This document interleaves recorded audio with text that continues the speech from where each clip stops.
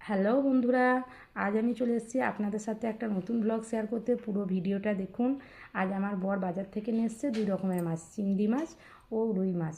তো আজ আমি চিংড়ি মাছ করব না, করব রুই মাছের আলু দিয়ে পাতলা একটা ঝোল।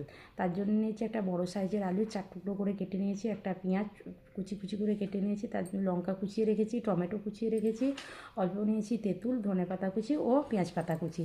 কড়াইতে তেল গরম করতে দিয়েছি, অল্প তেল। সেই তেলে আমি আগে থেকেই এই যে কেটে রাখা আলু হলুদ দিয়ে মাখিয়ে রেখেছি, সেটা কড়াইতে একে একে ফেলে দিলাম।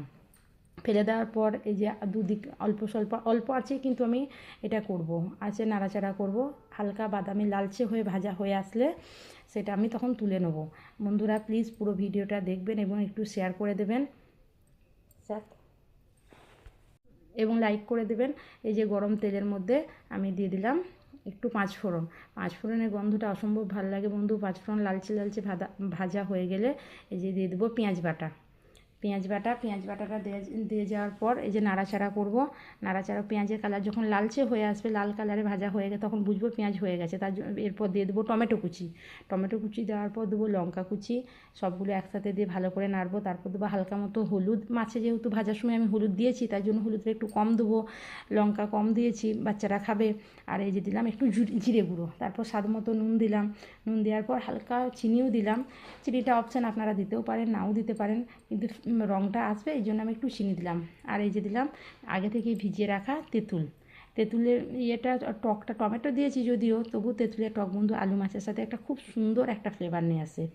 এই যে দিয়ে দিলাম, দেখুন কালারটা কেমন হয়েছে, একটা সুন্দর জিভে জল আনার মতো কালার হয়েছে।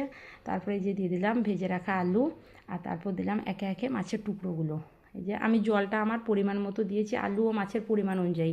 আপনারা আপনাদের পরিমাণ মতো দেবেন জলটা কতটা লাগবে। এই যে আমি দিয়ে দিলাম পুরো সবগুলো মাছ আলু একসাথে দিয়ে দেওয়ার পর গ্যাসের ফ্লেমটা কম করে আমি চেপে ঢাকা দিয়ে দিলাম। তারপর এই যে হয়ে এসছে প্রায়, তারপর ওপর থেকে দিয়ে দিলাম পেঁয়াজ পাতা কুচি দেওয়ার কিছুক্ষণ পর আমি দিয়ে দেবো ধনেপাতা কুচি। সবগুলো একসাথে ভালো করে মিক্স করে নিয়ে এই যে আমি একটা ঢাকনা দিয়ে চেপে ঢাকা দেবো। কি সুন্দর একটা ফ্লেভার এসছে, পুরো ঘর আজ মমো করছে আলু মাছের জন্য। এই যে বন্ধুরা আমার আলু মাছ রেডি।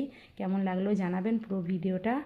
আর একটা বেল আইকন টিপে প্লিজ আমাকে একটু সাবস্ক্রাইব করে দেবেন আমার ভিডিওগুলো আবার পরে দেখার জন্য।